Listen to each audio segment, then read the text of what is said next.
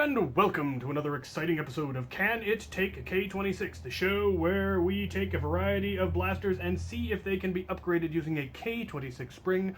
I am your host, Captain Xavier, and today I think we actually have an exciting episode, or at least an episode you'll be excited about, because as you no doubt saw from the thumbnail, today we are going to be covering the rival blasters. Our first contestant is, of course, the Apollo XV700, so named because it was released in 2015 as part of the rival line, XV being Roman numerals for 15, and 700 because it features a 7-round tube magazine for the balls. It is, of course, capable of taking the larger 12-round magazine if you happen to have one lying around. The rival line were the first line that I know of that feature an actual functional trigger safety. They have a different looking tack rail, but it is compatible, just not particularly well. It doesn't have the locking nub that regular Nerf rail has, so the stuff is a little bit looser. But other than that, it fits. It also does not have any kind of an AR, so dry firing them is dubious at best. But what we want to find out is, can it take a K26? Let's see. Well, this is my first time opening a rival blaster, so hopefully I can figure out how to put it back together when I'm done. Well, the general theory was that the gears would not be able to support that much weight, because this does have a gear in here that helps drive the mechanism. It does have, as you can see, an inordinately large plunger tube, which is lovely. It's probably why they can get away with such a short draw. It appears to have a long draw only because that draw is augmented by the gear system.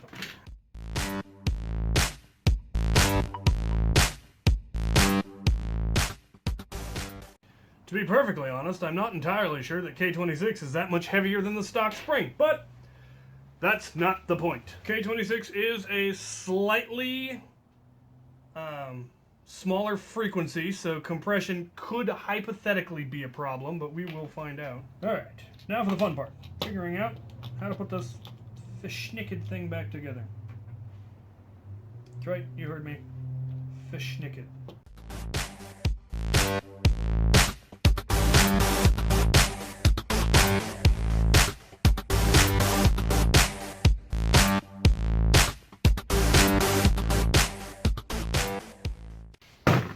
Alright then, it turns out, yes, the Apollo can take a K26 and it improves the FPS by about 15 on average, so might be worth it. I won't promise how long the gears will hold up to it. It's, like I said, it's not that much heavier of a spring, but it does give you a noticeable improvement, so you may or may not consider it worth it. On to the next contestant. Our next contestant is the Atlas XVI 1200. XVI, of course, is Roman numerals for 16, and this was released in 2016. 1200 denoting that it came with a 12-round magazine, but big numbers sound cooler. It's also named after a Greek god like the Apollo. All of the rival blasters are, and all of these springers appear to be named after Greek gods whose names start with A. I don't know if that's on purpose. I don't know if that will continue, but that is the current naming scheme. It also has a bit of tactical rail. It takes, as I said, a 12-round magazine that is rear-loaded like it is on the Zeus. Front primed, and it fires two balls at once. Now the Apollo can, if you take out the right locks, can have multiple balls loaded at once, but this one is actually designed to do so. It also has a safety. But what we want to know is, can it take a K26? Let's find out.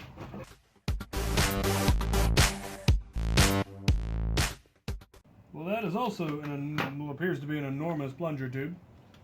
And very sturdy looking gears, so hopefully it can take the force. Let's find out. Take a good look at this so I can figure out how to put it all back together. I mentioned with the Apollo that I wasn't honestly sure that the K26 was heavier. Turned out it was. This one I'm really not sure that it is. I mean, it looks to all the world to be the same dimensions as K26. The frequency looks to be, once again, a little bit denser, so the compression should not be an issue, but I'm going to go ahead and put this in here, and we'll see if it is, in fact, any heavier, or if it is, in fact, slightly lighter.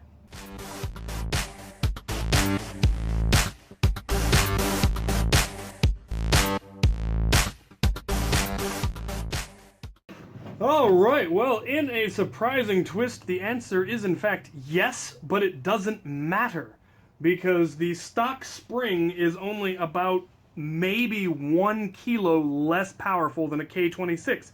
So while you could put a K26 in, and it did increase the draw weight by maybe a kilo, I wasn't able to discern any measurable improvements in performance. So yes, but it doesn't matter. So on to the next contestant. Our final contestant of the rival round of Can It Take a K26?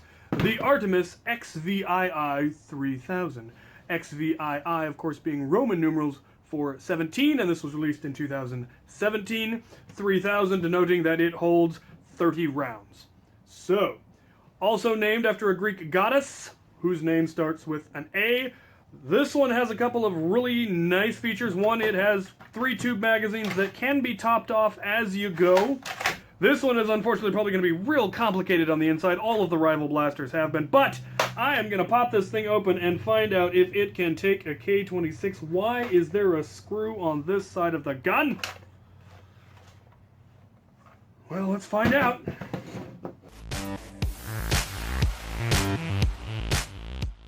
They've actually plastic riveted the grip together. That is irritating.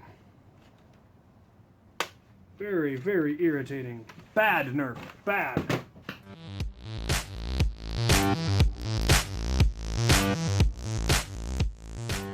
I'm going to tell you right now, it's going to take an act of God for me to get this back together without tearing that apart. But we're in, and it seems to be about this, well, it's the same spring as in the Apollo, just a little bit longer. So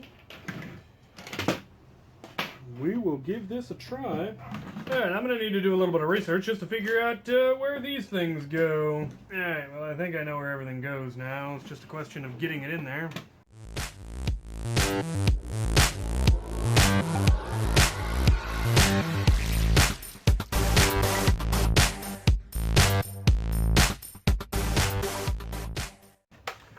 Alright, well, I don't want to talk about how difficult it was to get this thing back together, but I do want to talk about how much better it is. K26 did in fact increase the FPS by almost 20 FPS.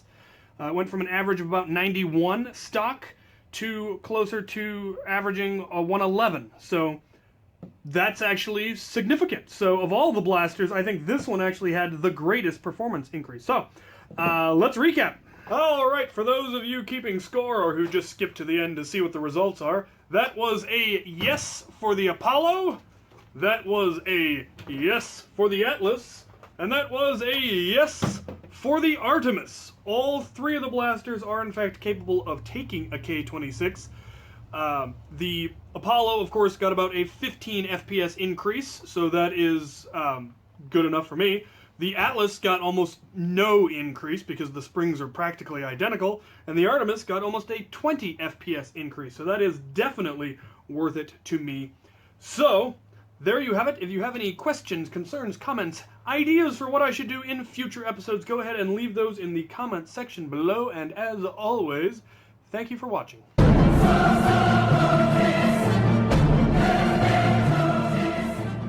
If you're watching this, you have reached the 4th bonus round. I recently reached 20,000 subscribers, so it is time to give away another blaster. The first person to send me a message via my Etsy page with the correct answer will win the modified pistol of their choice within reason. The question is, what is the name of Ayer's sister? Thank you again so much for your support. Thank you for all of your great ideas and all of the fun I'm having creating this page for you guys. Keep it up. I will try to keep it up. And as always, thank you for watching.